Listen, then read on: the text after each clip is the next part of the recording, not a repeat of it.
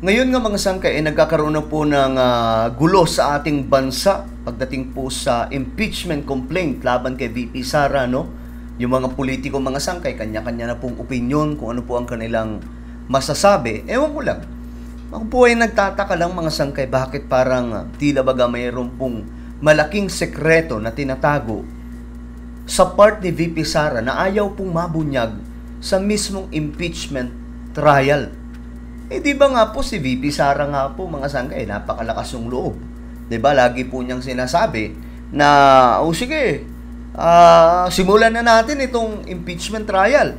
Di ba madalas mga sangkay, ganun po yung tono ng pananalita ng ating Vice Presidente. Pero bakit parang may pinagtatakpan itong ilan sa ating mga senador na tila baga inaapakan ng konstitusyon? Pag-usapan po natin yan mga sangkay, itong gulo ng mga politiko ngayon sa bansa. Anyway, bago tayo magsimula, paki-subscribe po muna yung ating YouTube channel mga sangkay dahil tayo po ay 1.51 million subscribers na. Parami po tayo ng parami. Kung hindi ka po nakakapag-subscribe, makikita nyo po yung subscribe button sa baba ng video na to. I-click nyo lamang po yung subscribe, i-click ang bell at i-click nyo po yung all. Sa mga nanonood po sa Facebook, i-follow nyo po yung ating Facebook page.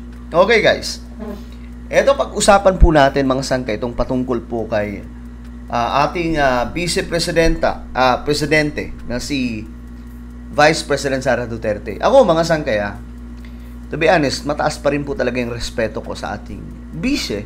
No, sa kabila po ng mga nakikita po natin mga sangkay na pambabalahura kay BBM, pambabatikos, wala na pong tigil mga sangkay na banat sa presidente natin.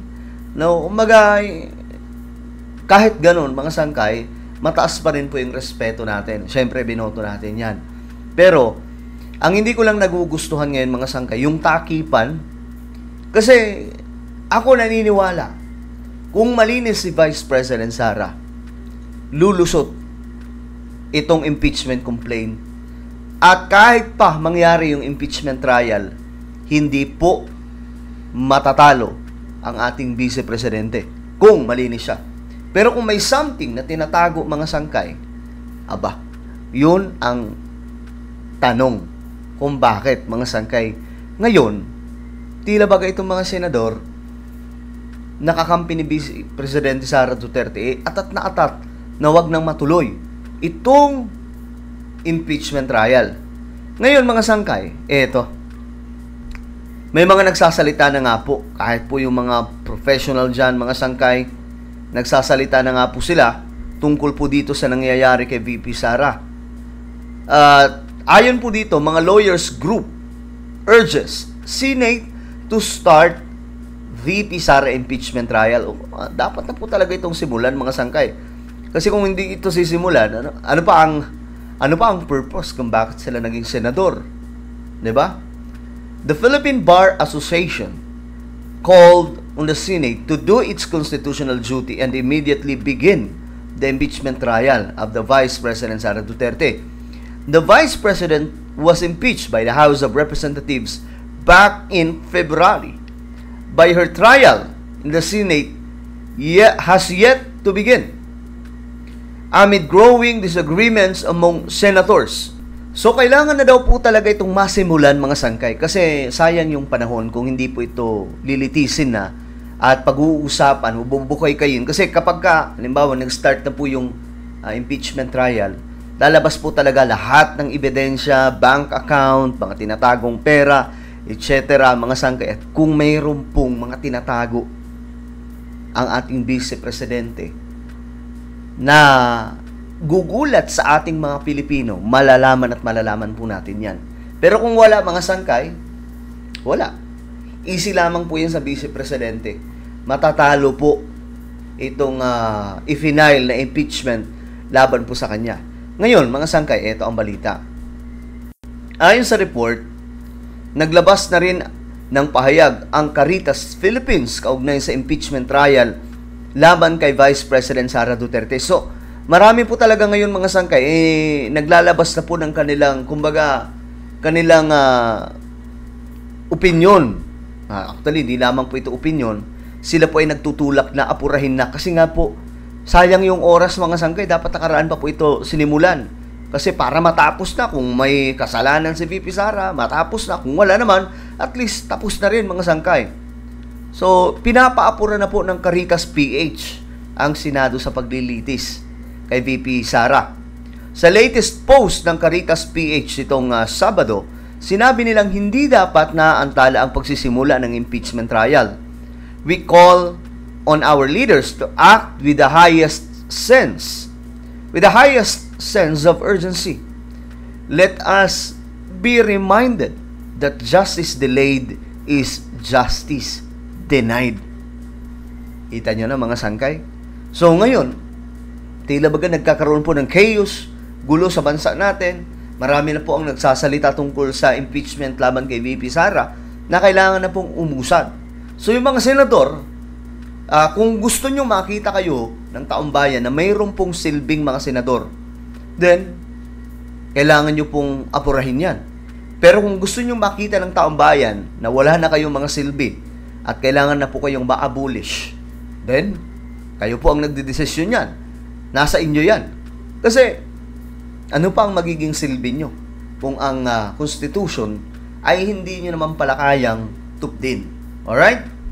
Bukod dito, iginiit din ng organisasyon na dapat umanong nakasandig lamang sa katotohanan at due process sa nasabing paglilitis at hindi sa personal at political na ganansya. Ito ang problema mga sangkay na nakikita ko sa mga politicians ngayon. Kakampi sila sa mga tao, mga sangkay, kahit pa sabihin na natin, para sa kanila, may napapansin naman sila na mukhang may kalokohan talaga, pero dahil malakas, dun sila. So, hindi po talaga sila yung tipong for Constitution.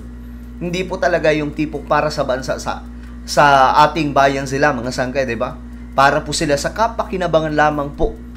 Sabi pa nga, sa politika, wala daw pong permanenteng kaibigan. Anong mayroon?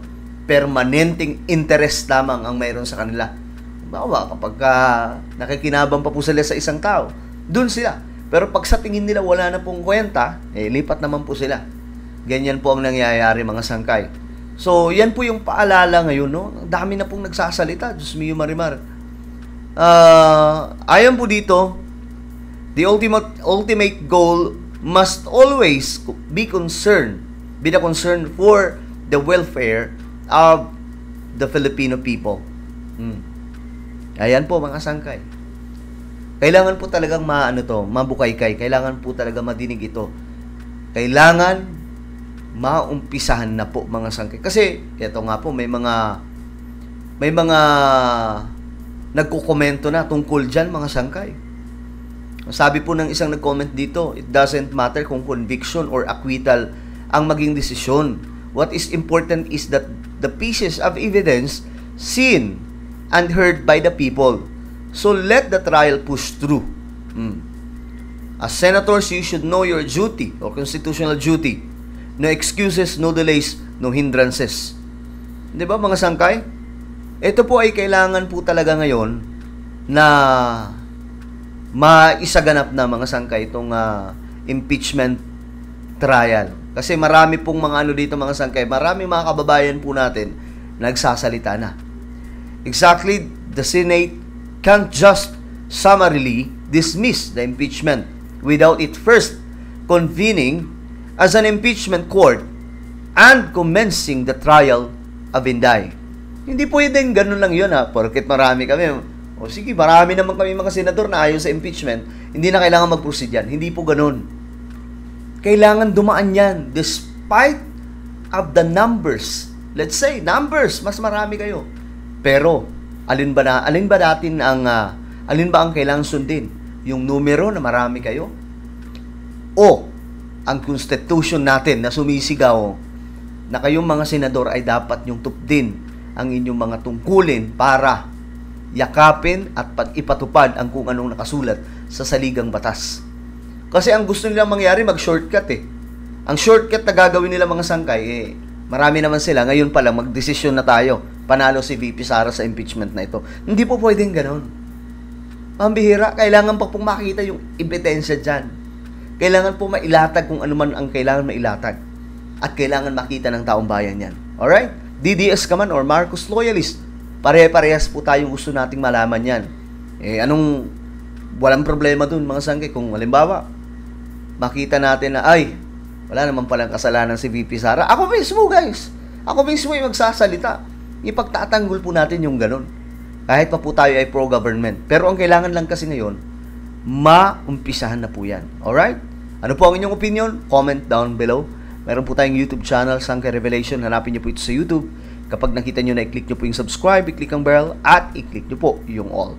Ako na po ay magpapaalam. Mag-iingat pong lahat. God bless everyone.